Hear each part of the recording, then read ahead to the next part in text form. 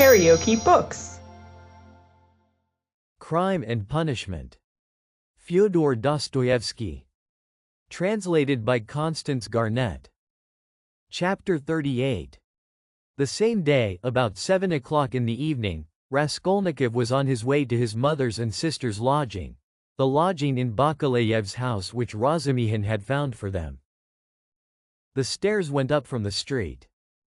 Raskolnikov walked with lagging steps, as though still hesitating whether to go or not.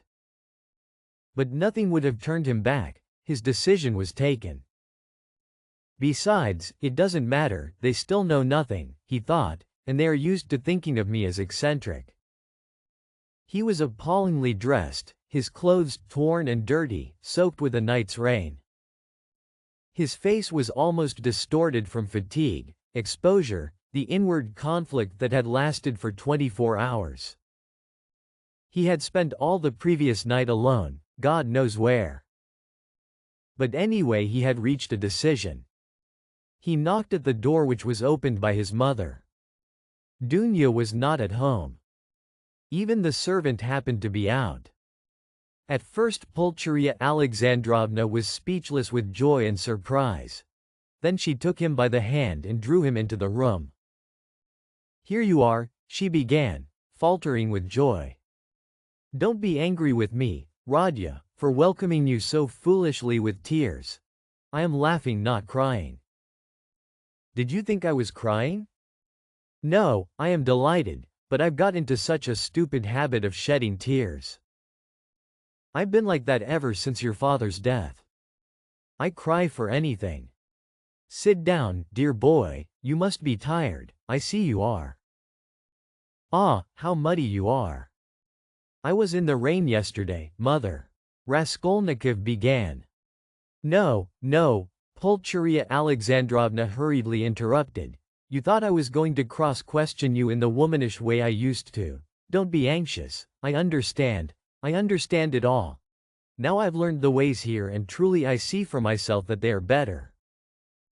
I've made up my mind once for all. How could I understand your plans and expect you to give an account of them? God knows what concerns and plans you may have, or what ideas you are hatching. So it's not for me to keep nudging your elbow, asking you what you are thinking about. But, my goodness, why am I running to and fro as though I were crazy? I am reading your article in the magazine for the third time, Radya. Dmitri Prokofitch brought it to me. Directly I saw it I cried out to myself. There, foolish one, I thought, that's what he is busy about. That's the solution of the mystery. Learned people are always like that. He may have some new ideas in his head just now. He is thinking them over and I worry him and upset him. I read it, my dear, and of course there was a great deal I did not understand. But that's only natural, how should I? Show me, mother." Raskolnikov took the magazine and glanced at his article. Incongruous as it was with his mood and his circumstances, he felt that strange and bitter-sweet sensation that every author experiences the first time he sees himself in print. Besides, he was only 23. It lasted only a moment. After reading a few lines he frowned and his heart throbbed with anguish. He recalled all the inward conflict of the preceding months. He flung the article on the table with disgust and anger. "But, however foolish I may be, Radya, I can see for myself that you will very soon be one of the leading, if not the leading man, in the world of Russian thought. And they dared to think you were mad. You don't know, but they really thought that. Ah, the despicable creatures, how could they understand genius? And Dunya was all but believing it. What do you say to that? Your father sent twice to magazines, the first time poems, I've got the manuscript and will show you, and the second time a whole novel. I begged him to let me copy it out, and how we prayed that they should be taken, they weren't. I was breaking my heart, Radya, 6 or 7 days ago over your food and your clothes and the way you are living. But now I see again how foolish I was, for you can attain any position you like by your intellect and talent. No doubt you don't care about that for the present and you are occupied with much more important matters. Dunya's not at home, mother? No, Radya. I often don't see her, she leaves me alone. Dmitri Prokofyevich comes to see me, it's so good of him, and he always talks about you. He loves you and respects you, my dear. I don't say that Dunya is very wanting in consideration. I am not complaining. She has her ways and I have mine. She seems to have got some secrets of late and I never have any secrets from you too. Of course, I am sure that Dunya has far too much sense, and besides she loves you and me. But I don't know what it will all lead to. You've made me so happy by coming now, Radya, but she has missed you by going out. When she comes in I'll tell her. Your brother came in while you were out. Where have you been all this time? You mustn't spoil me, Radya, you know. Come when you can, but if you can't, it doesn't matter, I can wait. I shall know, anyway, that you are fond of me, that will be enough for me. I shall read what you write, I shall hear about you from everyone, and sometimes you'll come yourself to see me. What could be better? Here you've come now to comfort your mother, I see that. Here Pulcheria Alexandrovna began to cry. Here I am again. Don't mind my foolishness. My goodness, why am I sitting here? She cried, jumping up. There is coffee and I don't offer you any. Ah, that's the selfishness of old age. I'll get it at once. Mother, don't trouble, I am going at once. I haven't come for that. Please listen to me. Pulcheria Alexandrovna went up to him timidly.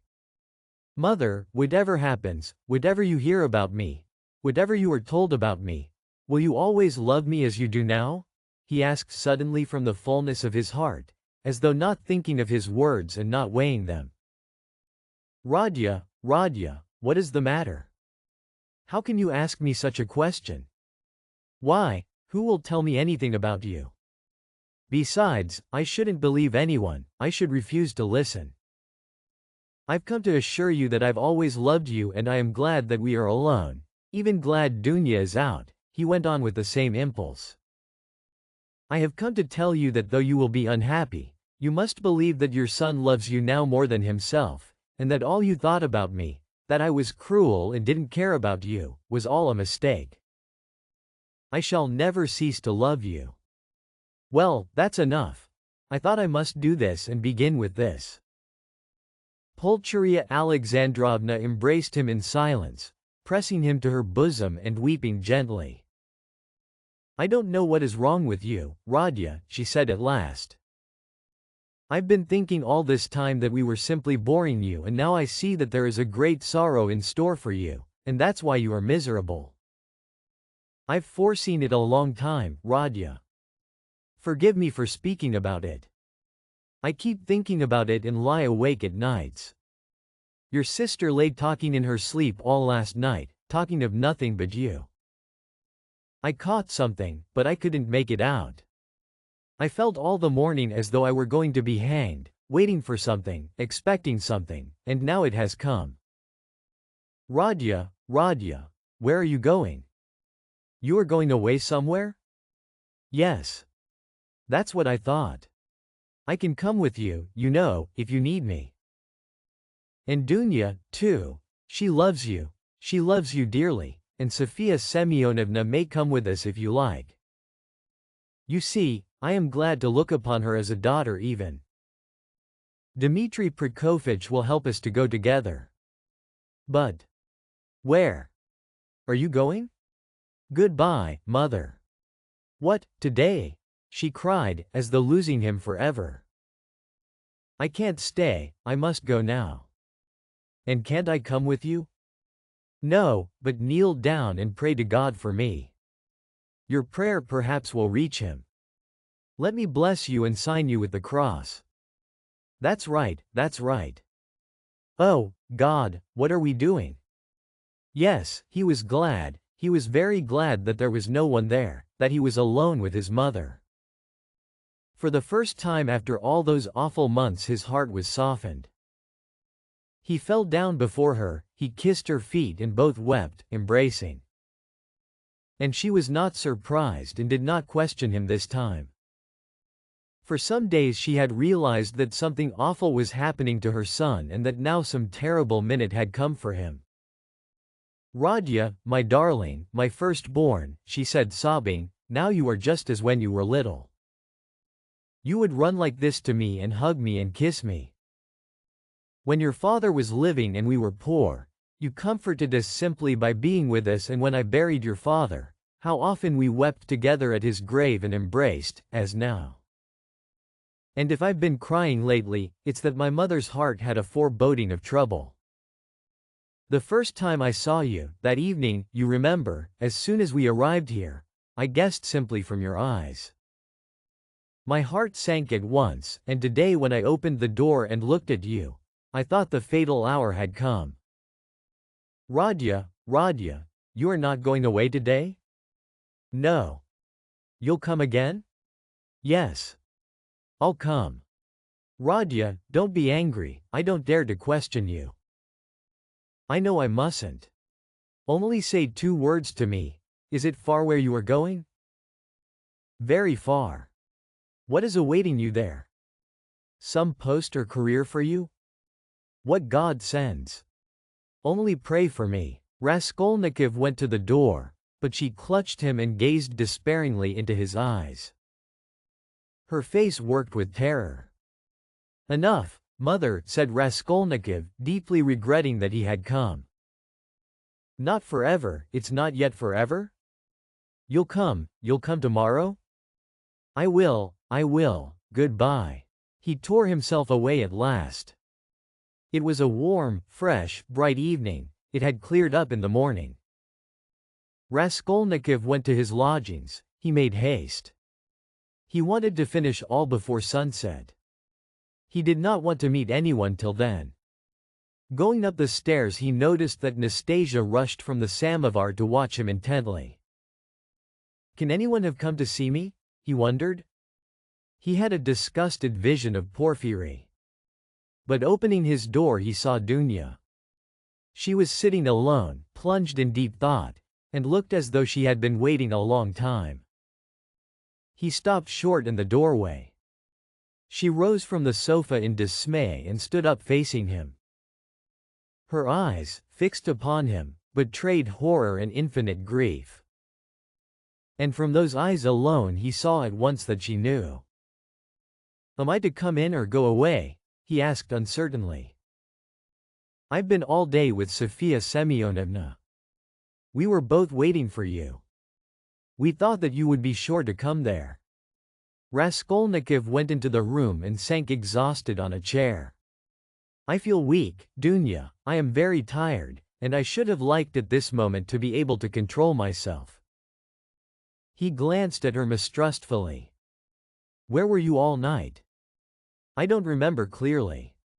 You see, sister, I wanted to make up my mind once for all, and several times I walked by the Neva. I remember that I wanted to end it all there, but I couldn't make up my mind, he whispered, looking at her mistrustfully again. Thank God. That was just what we were afraid of, Sofia Semyonovna and I. Then you still have faith in life? Thank God, thank God. Raskolnikov smiled bitterly. I haven't faith, but I have just been weeping in mother's arms. I haven't faith, but I have just asked her to pray for me. I don't know how it is, Dunya, I don't understand it. Have you been at mother's? Have you told her? Cried Dunya, horror-stricken. Surely you haven't done that? No, I didn't tell her. In words, but she understood a great deal. She heard you talking in your sleep. I am sure she half understands it already. Perhaps I did wrong in going to see her. I don't know why I did go. I am a contemptible person, Dunya. A contemptible person, but ready to face suffering. You are, aren't you? Yes, I am going. At once. Yes, to escape the disgrace I thought of drowning myself, Dunya, but as I looked into the water, I thought that if I had considered myself strong till now I'd better not be afraid of disgrace, he said, hurrying on. It's pride, Dunya. Pride, Radya. There was a gleam of fire in his lusterless eyes. He seemed to be glad to think that he was still proud. You don't think, sister, that I was simply afraid of the water? He asked, looking into her face with a sinister smile. Oh, Radya, hush, cried Dunya bitterly. Silence lasted for 2 minutes. He sat with his eyes fixed on the floor. Dunya stood at the other end of the table and looked at him with anguish. Suddenly he got up. It's late, it's time to go. I am going at once to give myself up. But I don't know why I am going to give myself up. Big tears fell down her cheeks. You are crying, sister, but can you hold out your hand to me? You doubted it? She threw her arms round him. Aren't you half expiating your crime by facing the suffering? She cried, holding him close and kissing him. Crime? What crime? He cried in sudden fury. That I killed a vile noxious insect, an old pawnbroker woman, of use to no one. Killing her was atonement for 40 sins. She was sucking the life out of poor people. Was that a crime? I am not thinking of it and I am not thinking of expiating it. And why are you all rubbing it in on all sides? A crime. A crime. Only now I see clearly the imbecility of my cowardice, now that I have decided to face this superfluous disgrace. It's simply because I am contemptible and have nothing in me that I have decided to, perhaps too for my advantage, as that. Porphyry suggested. Brother, what are you saying? Why, you have shed blood, cried Dunya in despair. Which all men shed, he put in almost frantically, which flows and has always flowed in streams, which is spilt like champagne, and for which men are crowned in the capital and are called afterwards benefactors of mankind. Look into it more carefully and understand it. I too wanted to do good to men and would have done hundreds, thousands of good deeds to make up for that one piece of stupidity, not stupidity even, simply clumsiness, for the idea was by no means so stupid as it seems now that it has failed. Everything seems stupid when it fails. By that stupidity I only wanted to put myself into an independent position, to take the first step, to obtain means, and then everything would have been smoothed over by benefits immeasurable in comparison. But I couldn't carry out even the first step, because I am contemptible, that's what's the matter. And yet I won't look at it as you do. If I had succeeded I should have been crowned with glory, but now I'm trapped. But that's not so, not so. Brother, what are you saying? Ah, it's not picturesque, not aesthetically attractive. I fail to understand why bombarding people by regular siege is more honorable. The fear of appearances is the first symptom of impotence. I've never recognized this more clearly than now, and I am further than ever from seeing that what I did was a crime. I've never been stronger and more convinced than now. The color had rushed into his pale, exhausted face, but as he uttered his last explanation, he happened to meet Dunya's eyes and he saw such anguish in them that he could not help being checked. He felt that he had, anyway, made these two poor women miserable, that he was, anyway, the cause. Dunya darling, if I am guilty forgive me, though I cannot be forgiven if I am guilty. Goodbye. We won't dispute. It's time, high time to go. Don't follow me, I beseech you, I have somewhere else to go. But you go at once and sit with mother. I entreat you to. It's my last request of you. Don't leave her at all. I left her in a state of anxiety, that she is not fit to bear. She will die or go out of her mind. Be with her. Razumihin will be with you. I've been talking to him. Don't cry about me. I'll try to be honest and manly all my life, even if I am a murderer. Perhaps I shall someday make a name. I won't disgrace you, you will see, I'll still show. Now goodbye for the present, he concluded hurriedly, noticing again a strange expression in Dunya's eyes at his last words and promises. Why are you crying? Don't cry, don't cry. We are not parting forever. Ah, yes.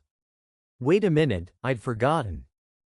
He went to the table, took up a thick dusty book, opened it and took from between the pages a little watercolor portrait on ivory. It was the portrait of his landlady's daughter, who had died of fever, that strange girl who had wanted to be a nun. For a minute he gazed at the delicate expressive face of his betrothed, kissed the portrait and gave it to Dunya. I used to talk a great deal about it to her, only to her, he said thoughtfully. To her heart I confided much of what has since been so hideously realized. Don't be uneasy, he returned to Dunya, she was as much opposed to it as you, and I am glad that she is gone. The great point is that everything now is going to be different, is going to be broken in two, he cried, suddenly returning to his dejection. Everything, everything, and am I prepared for it? Do I want it myself? They say it is necessary for me to suffer. What's the object of these senseless sufferings? Shall I know any better what they are for, when I am crushed by hardships and idiocy, and weak as an old man after 20 years penal servitude? And what shall I have to live for then?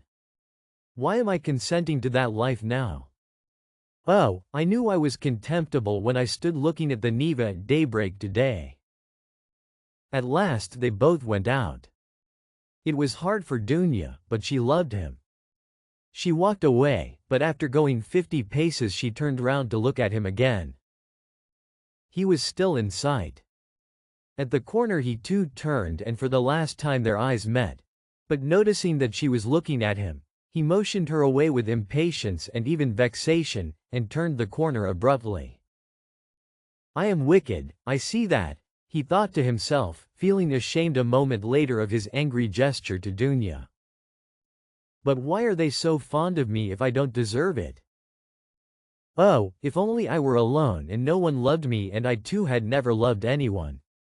Nothing of all this would have happened. But I wonder shall I in those 15 or 20 years grow so meek that I shall humble myself before people and whimper at every word that I am a criminal? Yes, that's it, that's what they are sending me there for, that's what they want. Look at them running to and fro about the streets, every one of them a scoundrel and a criminal at heart and, worse still, an idiot. But try to get me off and they'd be wild with righteous indignation. Oh, how I hate them all. He fell to musing by what process it could come to pass, that he could be humbled before all of them, indiscriminately, humbled by conviction. And yet why not? It must be so. Would not 20 years of continual bondage crush him utterly? Water wears out a stone. And why should he live after that? Why should he go now when he knew that it would be so? It was the 100th time perhaps that he had asked himself that question since the previous evening, but still he went. If you liked what you heard, please subscribe to the channel.